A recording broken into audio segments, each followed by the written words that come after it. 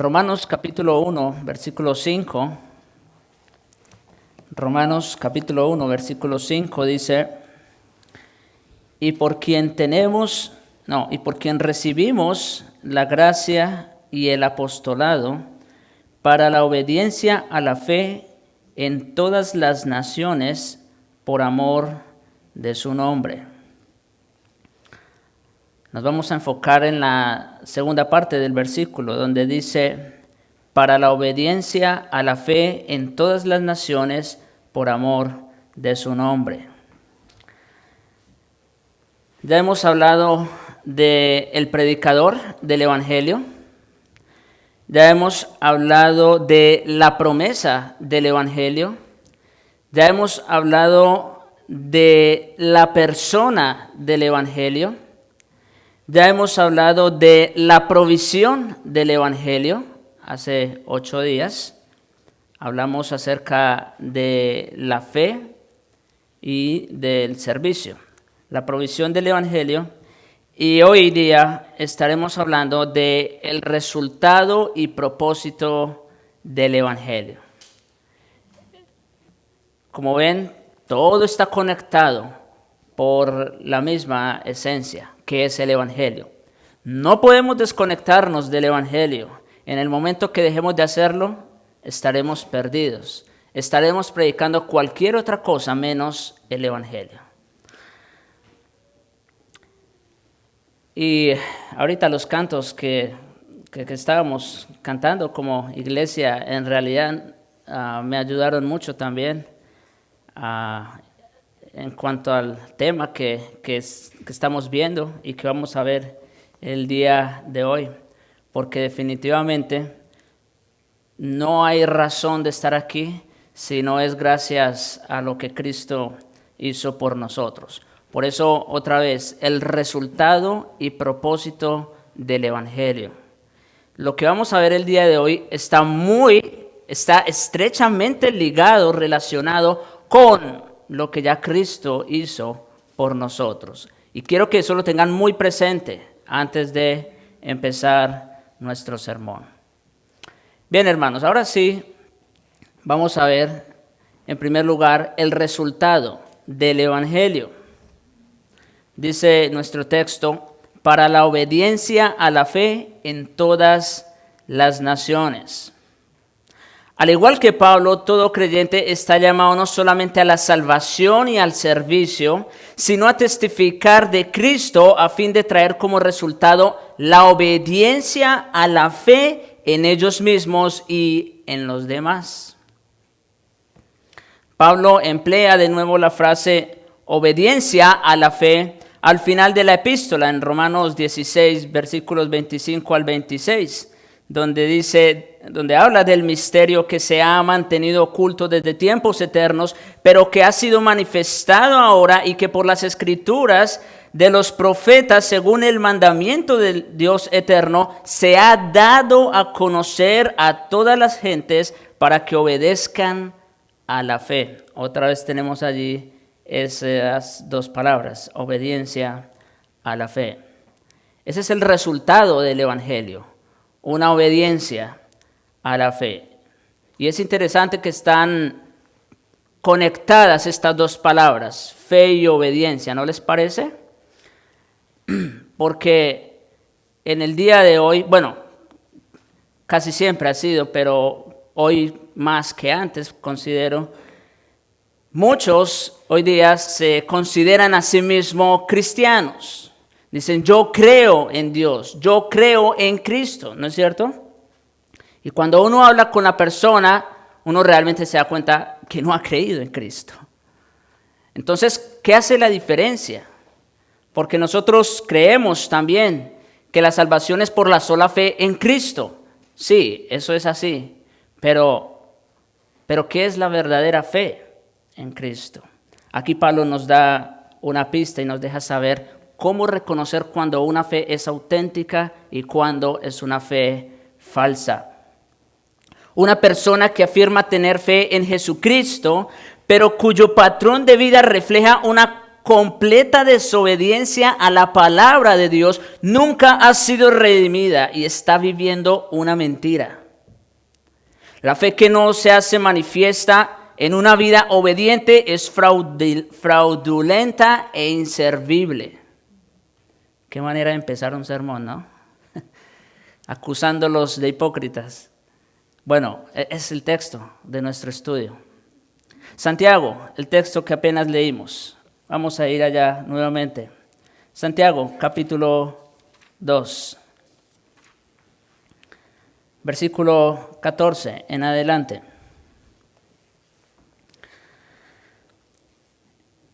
Hermanos míos, bueno, antes de empezar, Santiago está escribiendo una carta.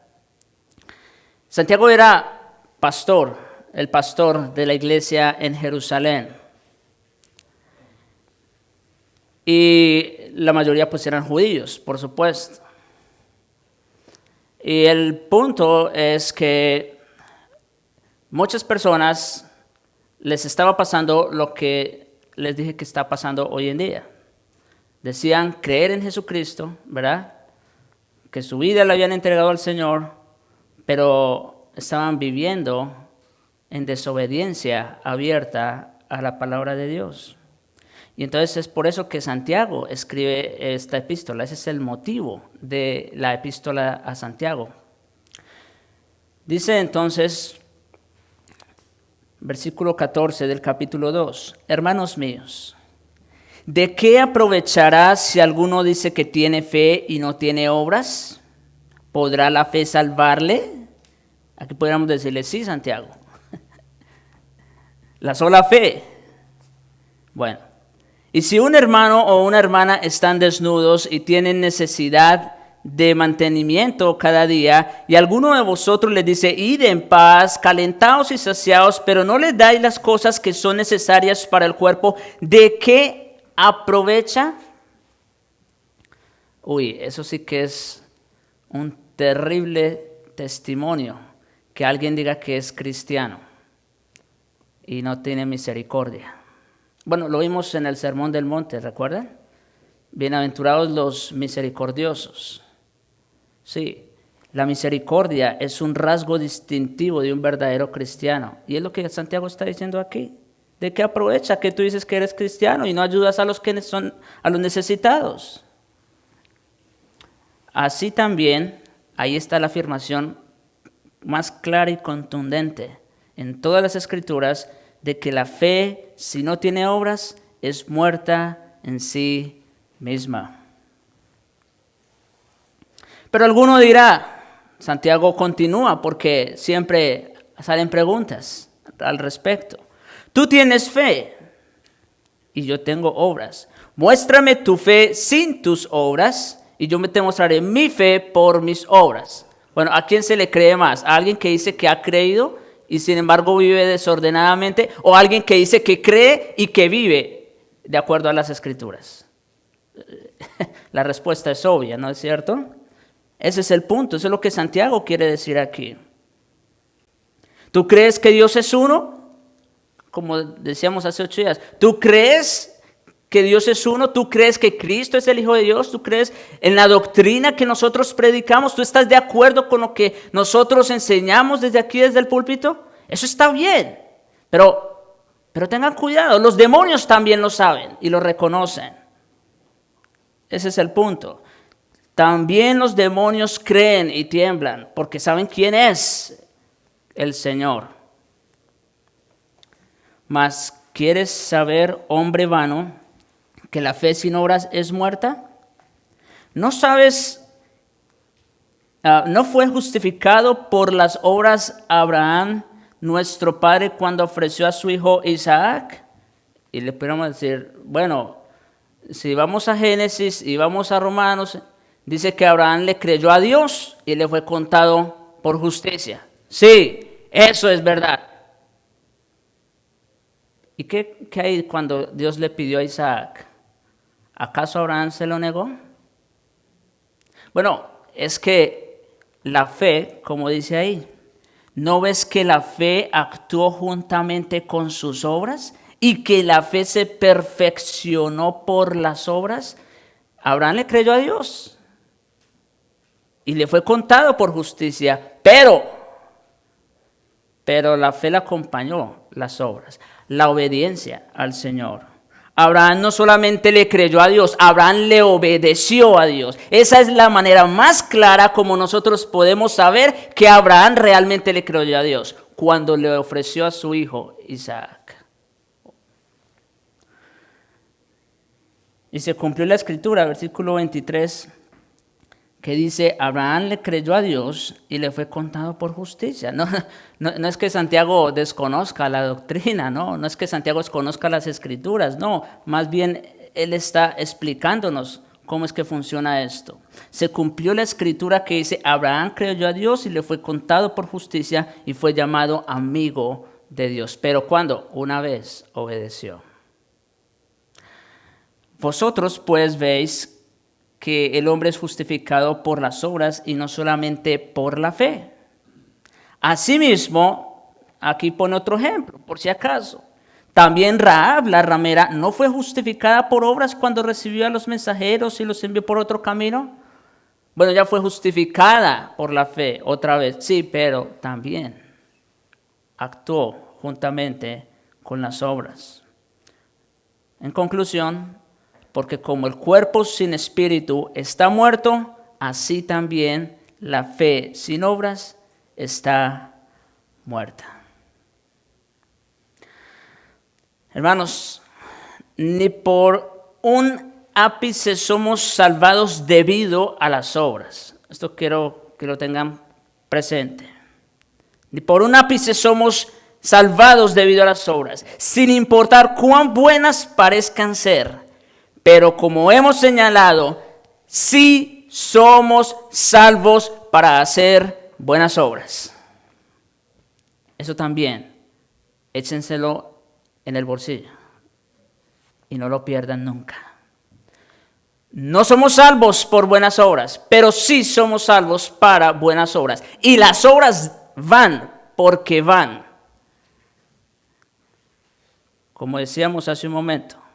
Cualquiera que diga tener fe en Jesucristo, pero cuyo patrón de vida refleja una completa desobediencia a la palabra de Dios, nunca ha sido redimido y está viviendo una mentira. Es lo mismo que tenemos en Efesios capítulo 2, versículo 10. Está hablando en el contexto de la salvación. Por gracia sois salvos por medio de la fe. Esto no de vosotros, pues es don de Dios, no por obras, no para que nadie se gloríe, pero porque somos hechura suya, creados en Cristo Jesús. Sí, eso es lo que ocurre en la salvación también. Un cambio de naturaleza. No es que la persona se salva y sigue siendo lo mismo, no. ¿Saben que hay muchas personas que creen que la salvación es solamente eso? Es una decisión de fe que se toma en un momento, no importa cómo viva el resto de mi vida. No, eso no es la salvación. La salvación es, claro, obviamente un perdón, una reconciliación, pero a partir de ahí hay un cambio de vida para buenas obras, las cuales Dios preparó de antemano para que anduviésemos en ellas. No hay opción. El cristiano vive en las buenas obras. Aunque en el original, Pablo no usa el artículo definido que aparece en la palabra fe, volviendo al texto de Romanos 1:5. Se está refiriendo al concepto de la fe como el conjunto de enseñanzas de las Escrituras, especialmente las del Nuevo Testamento. Es aquello también a lo que Judas se refiere en su epístola en el versículo 3, la fe que ha sido una vez dada a los santos.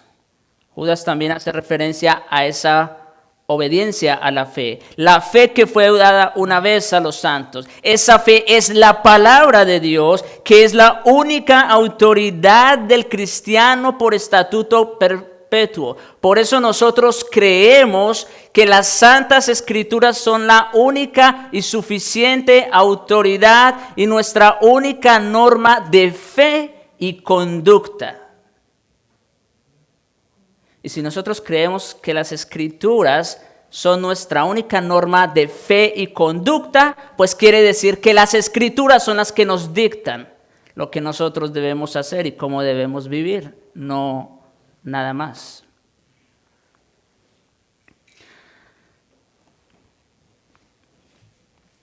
La afirmación de esa fe conduce a la fidelidad práctica en la vida diaria, sin la cual una fe de profesión no es más que una cosa muerta e inútil. La fe genuina es una fe obediente. Llamar a los hombres a la obediencia a la fe equivale a cumplir la gran comisión acercar los hombres a Jesucristo y al acatamiento de todas las cosas que Él manda a su palabra. Como dije al principio, o como dice el versículo con el que empezamos, para la obediencia a la fe en todas las naciones. Esa obediencia a la fe tanto en nosotros como también en los demás. Así que la obediencia a la fe incluye también predicar el evangelio a los otros para que ellos también obedezcan a la fe. Y como vamos a ver Mateo capítulo 28, vamos a ir allá rápidamente. Mateo capítulo 28, versículos 18 al 20. Miren las palabras que utiliza Cristo antes de su partida. Esto de la gran comisión no solamente es predicar el evangelio a todo el mundo que se nos aparezca al frente, en el bus, en el parque, no. Porque no solamente es hablar a los cuatro vientos. Miren lo que implica predicar el evangelio. Versículos 18 en adelante. Y Jesús se acercó y les habló diciendo: toda potestad o autoridad me es dada en el cielo y en la tierra. Cristo aquí ya habla como Señor, ya resucitado, está a punto de ir a la diestra del Padre. Toda autoridad tiene Él. Por tanto, por esa autoridad que le fue dada a Cristo y que Cristo ahora da a la iglesia, por tanto, id y haced discípulos a todas las naciones. Pero como dije, no es solamente ir y regar volantes a todo el mundo y hablarle a todo el que se nos pase al frente. No, eso no es lo que está diciendo el texto. Mire lo que dice: por tanto, id y haced discípulos a todas las naciones, bautizándoles en el nombre del Padre, del Hijo y del Espíritu Santo. ¿Acaso a todos los que le predicamos el evangelio son bautizados? ¿Porque han creído? No, versículo 20. Mire lo que implica también la predicación del evangelio. Enseñándoles que guarden todas las cosas que os he mandado. Eso también implica la predicación al evangelio. Y por eso es que todos los domingos estamos aquí. Para cumplir la gran comisión. Para enseñarles que guarden todas las cosas que Cristo nos ha mandado. El evangelio sin las buenas obras, el evangelio sin una vida de obediencia no es el evangelio de Cristo. Otra vez, ¿ven que estamos hablando de lo mismo? No es que la fe más la obediencia equivalga a la salvación. No estamos diciendo eso. Sino que una fe obediente trae como resultado la salvación. La fe verdadera se verifica en la obediencia. Por eso Santiago decía: muéstrame tu fe sin tus obras y yo te mostraré mi fe por mis obras. Abraham creyó a Dios, pero la manera como mostró su fe en el Señor fue obedeciendo a Dios. La fe obediente demuestra ser verdadera. En cambio, la fe desobediente demuestra ser falsa. Ese es el punto. La fe obediente es la verdadera. La desobediente, esa es una fe falsa. Ese es otro evangelio. Predicar el evangelio por completo implica también discipulado y exhortación. Como les dije, por eso estamos sometidos a la predicación del Evangelio de una manera continua. Porque de manera continua necesitamos ser exhortados, animados, discipulados por el Señor Jesucristo. Es por fe, es por tener fe verdadera, es decir, fe obediente, que Pablo también pasa a elogiar a los creyentes romanos. En Romanos 1, versículo 8, dice: primeramente doy gracias a mi Dios mediante Jesucristo con respecto a vosotros, de que vuestra fe se divulga por todo el mundo. Pregunta: ¿y cómo se conoce la fe de alguien? Porque la fe en sí misma es algo invisible, no podemos verla. ¿Cómo podemos saber de la fe de alguien que ha creído? Pablo dice que la fe de los romanos se está divulgando por todo el mundo. ¿Y cómo Pablo podía tener conocimiento de la fe de estos hermanos? Es una buena pregunta, ¿no les parece? Pablo mismo expresa un elogio similar al final de su carta, en el capítulo 16, versículo 19. Miren cómo dice: vuestra obediencia ha venido a ser notoria a todos, así que me gozo de vosotros. ¿Cómo se hizo notoria la fe de los romanos? A través de la obediencia, a través de las buenas obras. Esos son los verdaderos cristianos. Ese es el testimonio del cristiano. Ambas, hermanos, la fe y la obediencia manifiestan los dos lados inseparables de la moneda de la salvación. Tú no puedes quitarle una cara a una moneda. Están las dos ahí. Eso ocurre en la salvación. Está la fe y la obediencia por el otro lado. Dios tiene muchos títulos y nombres en las Escrituras, pero en los dos testamentos se hace referencia a Él con mayor frecuencia como Señor. Ese es el título al cual se le da más relevancia en las Escrituras, como Señor. Y esto es sumamente importante porque alude a su derecho soberano a ordenar y gobernar sobre todas las cosas y sobre todas las personas.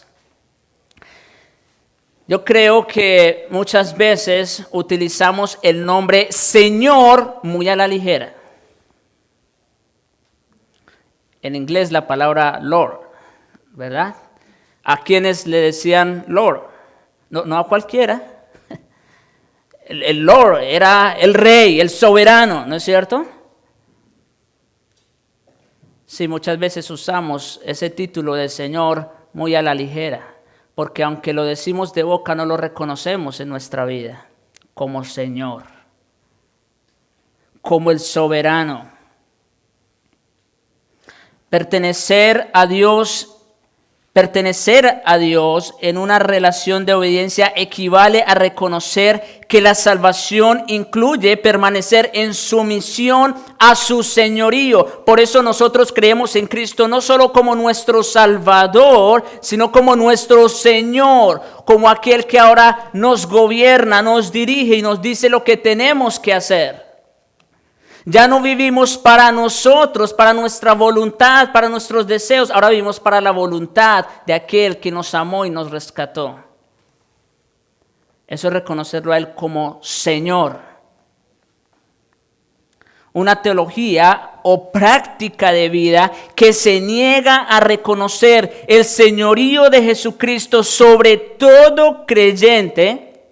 Y hago énfasis en la palabra todo, porque como digo, hay muchos que dicen creer en Cristo, pero en realidad no creen en el Cristo de las Escrituras, porque aceptan su salvación, su regalo, pero no aceptan su señorío.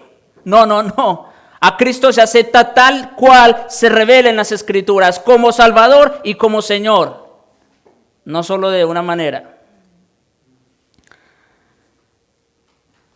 y como les digo, una teología o práctica de vida que se niega a reconocer el señorío de Jesucristo sobre todo creyente es una teología y práctica que contradice la esencia misma del cristianismo bíblico. Miren a Pablo otra vez, Romanos 10, versículos 9 y 10.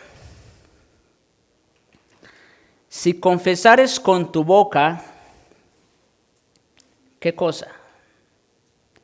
Que Jesús es el Señor. Esto es importante en la salvación, reconocer el señorío de Jesucristo sobre nuestras vidas. Por eso también, como les decía, no podemos predicar el Evangelio sin predicar las buenas obras, sin predicar una vida de obediencia. Si confesares con tu boca que Jesús es el Señor y creyeres en tu corazón que Dios le levantó de los muertos, por eso es Señor, porque venció la muerte, el pecado. Y creyeres en tu corazón que Dios le levantó de los muertos, serás salvo. Por eso les decía, no solo crean en Cristo como Salvador, porque ese no es el Cristo de las Escrituras. Ese Cristo no va a salvar. ¿De acuerdo? Jesucristo es el Señor.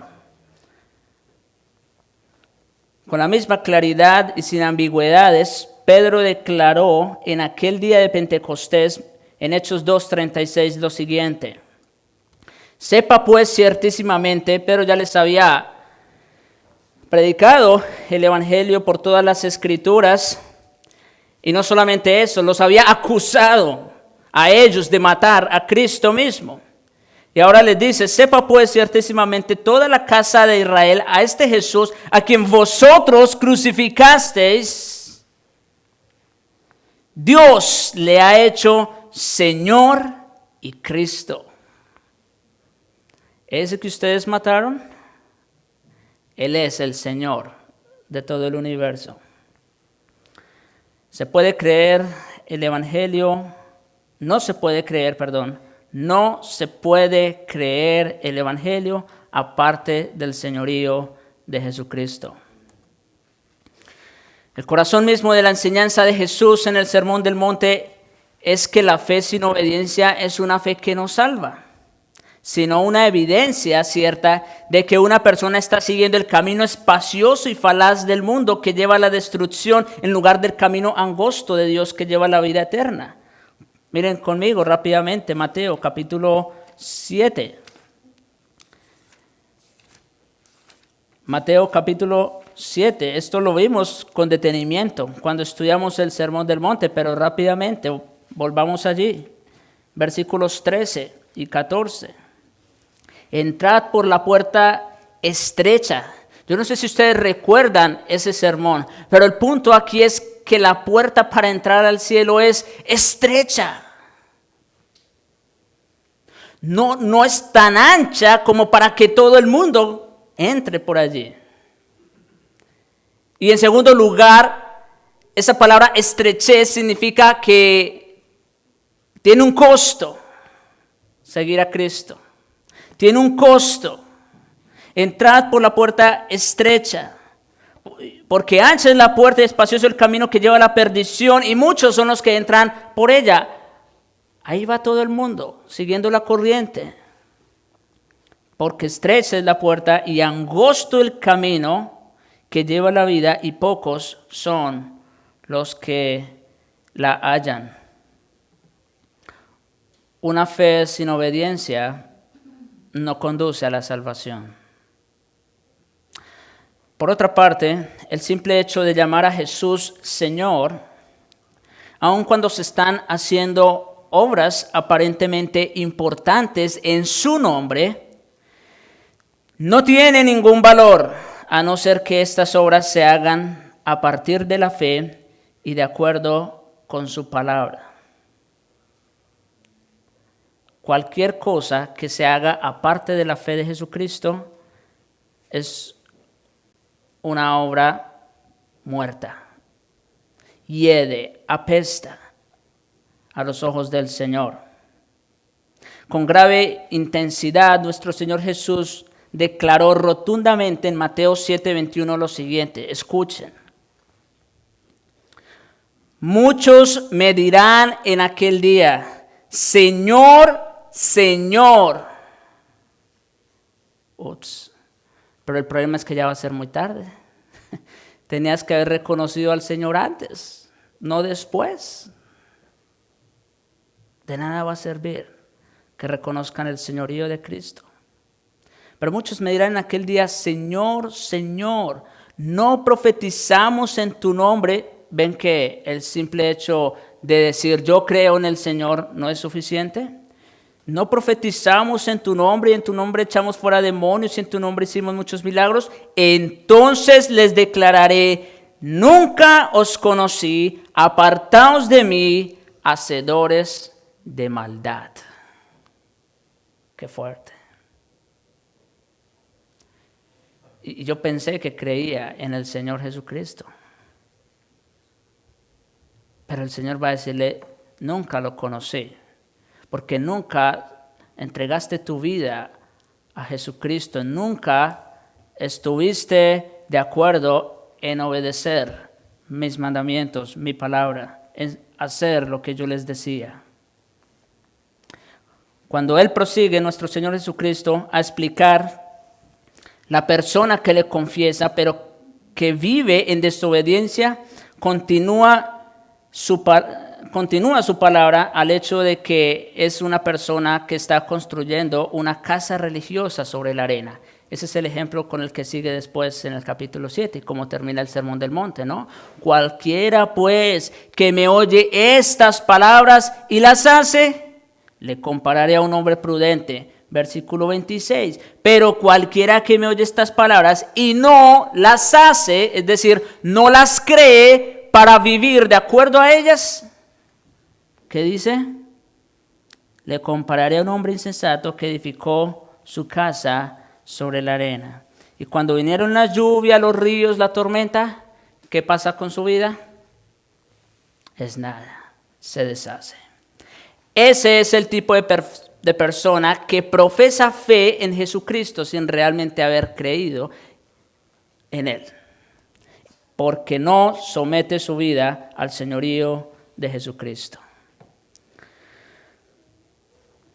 Bien, hermanos, ahí tenemos entonces el resultado del Evangelio. Buenas obras, una vida de obediencia a la palabra de Dios.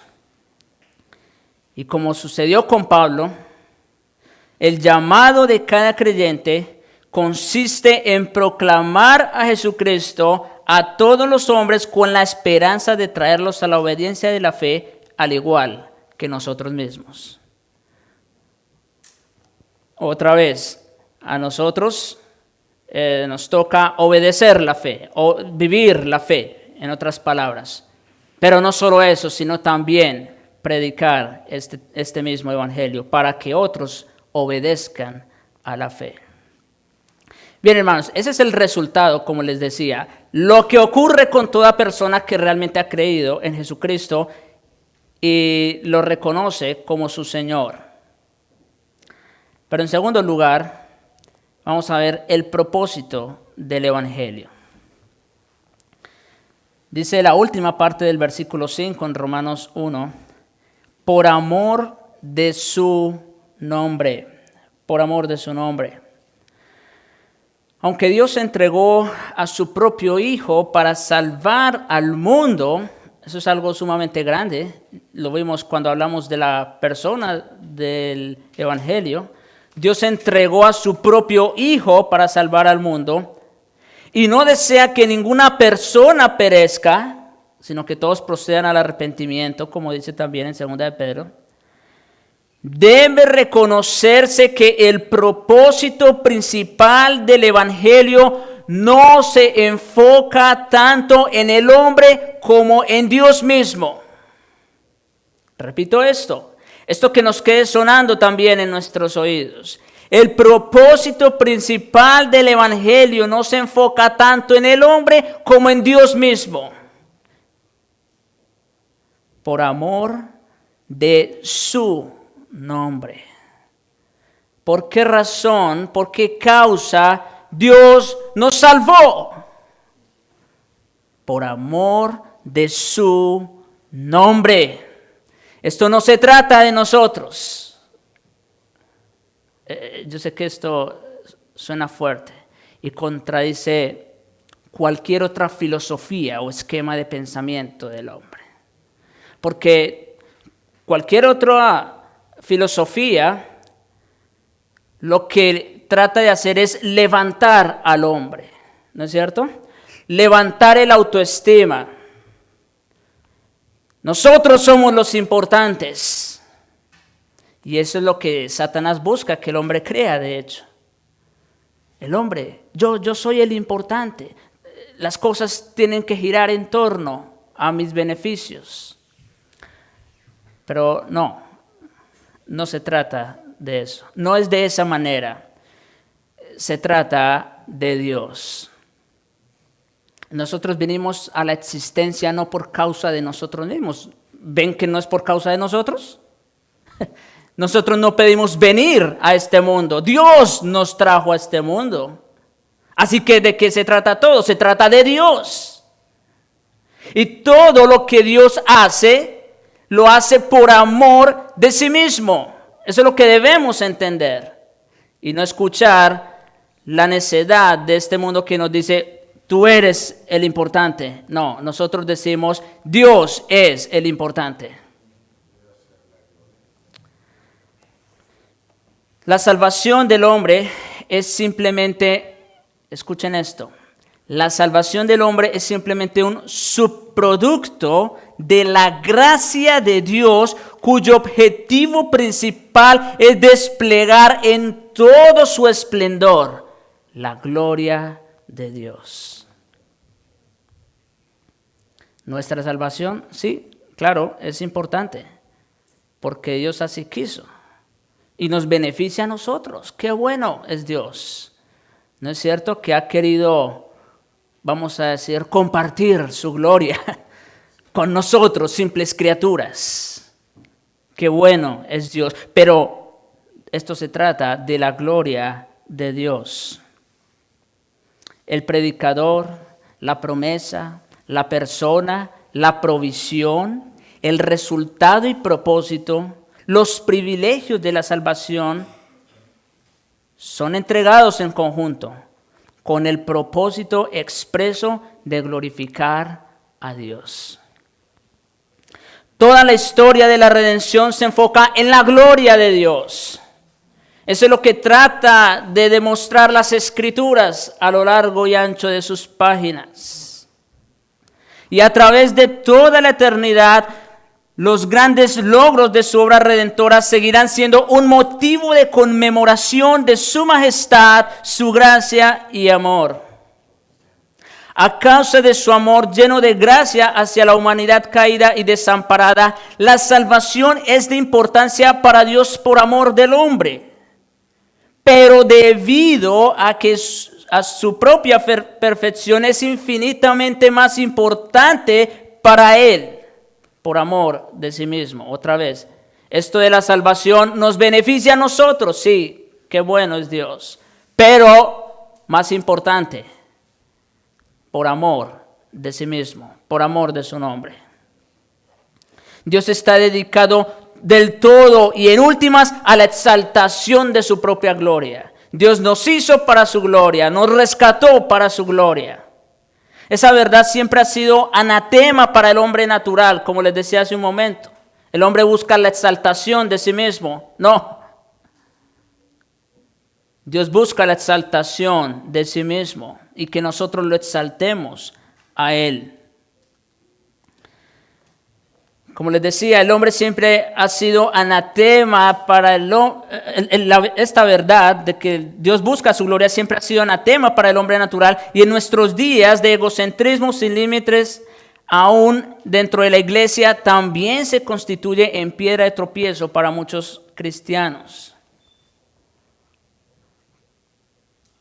Como les decía, hay personas, hay incluso creyentes que piensan que ellos son los importantes. Sin importar cuál sea la perspectiva, pervertida del hombre y sus estándares, el asunto principal de la salvación es la gloria de Dios. Como que repito mucho, ¿no?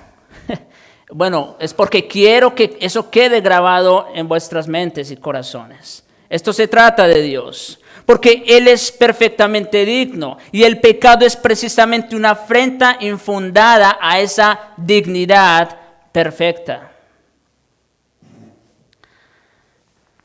Pablo también declara en Filipenses 2, versículos 10 y 11 lo siguiente: en el nombre de Jesús se doblará toda rodilla, se doblará. Eso es un signo de reverencia, ¿no es cierto? De alabanza, de adoración. Y dice que en el nombre de Jesús al final se doblará toda rodilla de los que están en los cielos y en la tierra y debajo de la tierra, y toda lengua confesará que Jesucristo es el Señor. ¿Recuerdan lo que dijimos del señorío de Cristo? Confesarán que Jesucristo es el Señor para gloria de Dios Padre. Pero, como les dije hace un momento también, mejor es doblar las rodillas ahora y no esperar hasta el último día. Porque entonces, aunque todos le van a dar la gloria a Dios, ya no hay vuelta atrás. Ya la sentencia está dictada. Es ahora el tiempo de doblar las rodillas y de confesar que Jesucristo es el Señor. Incluso las verdades y bendiciones divinas que son dadas por amor de sus hijos son dadas primero que todo para que, abundando, como dice Pablo en 2 Corintios 4:15, abundando la gracia por medio de muchos, la acción de gracias sobreabunde para la gloria de Dios. Oh hermano, si tú eres creyente, yo sé que hace un momento cuando estábamos cantando ese himno, gracias Cristo, yo estoy seguro que tú de corazón estabas dándole gloria a Dios por la gran obra que hizo en Jesucristo.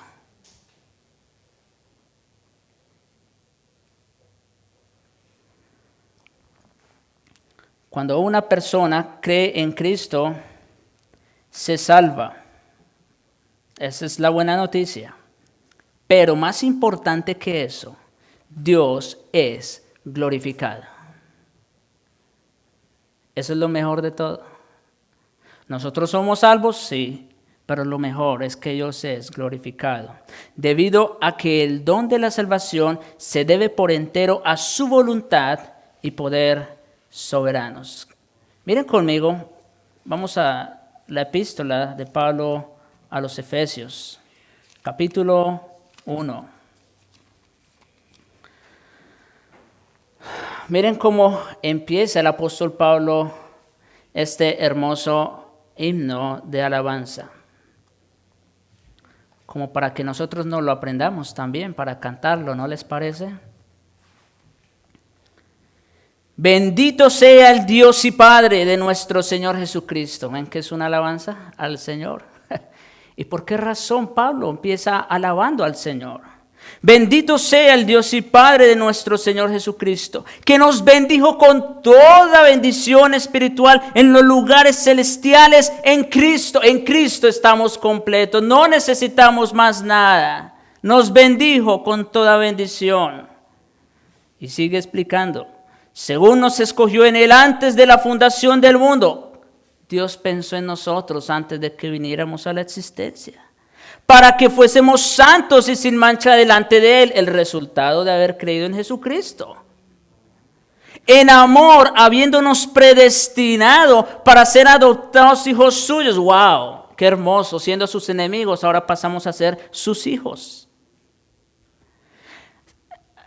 Adoptados hijos suyos por medio de Jesucristo. Y aquí está el motivo y la razón de por qué Dios hizo lo que hizo. Según el puro afecto de su voluntad. ¿Escucharon eso? Dios no vio nada bueno en nosotros. No fue nada en nosotros lo que moviera al Señor para escogernos, salvarnos, adoptarnos. No, esto fue según el puro afecto de su voluntad. En otras palabras, fue porque Él quiso. Punto. Para alabanza de la gloria de su gracia. Ahí está el propósito de la salvación.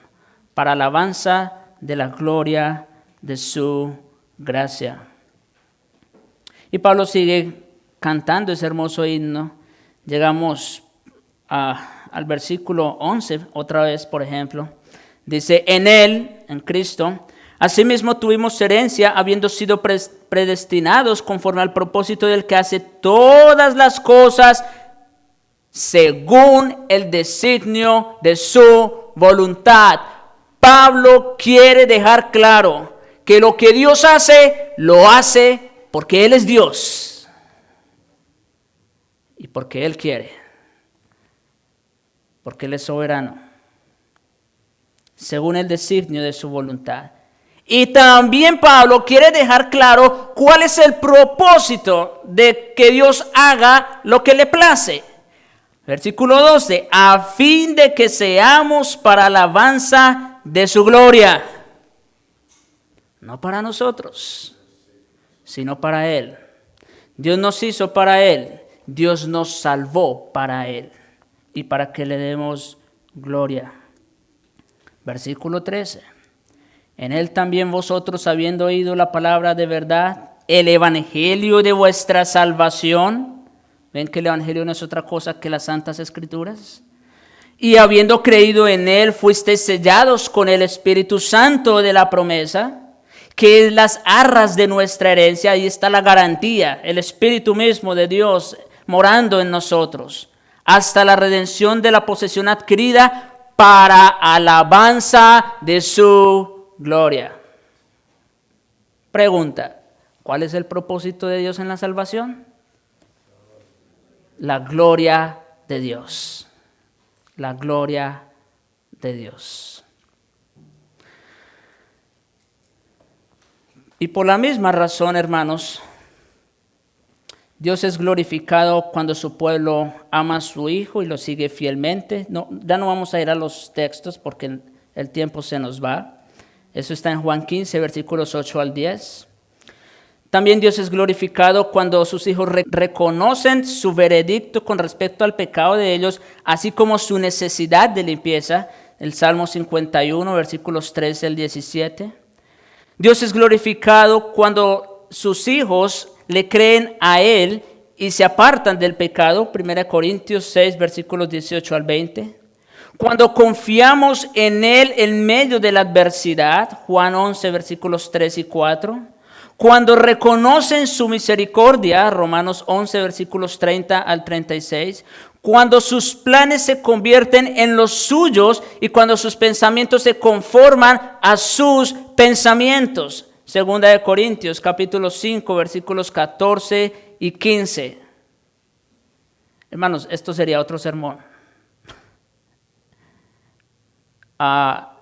Y si ustedes quieren, yo les mando los textos para que ustedes vean en casa cómo Dios hace todo lo que hace en el creyente para su propia gloria. Los creyentes viven y existen para la gloria de Dios. Como dice Pablo en 1 Corintios 10:31, si pues coméis o bebéis, noten las actividades más básicas del hombre. Si pues coméis o bebéis o hacéis cualquier otra cosa, que no se les olvide esto, hacedlo para la gloria de Dios. Oremos.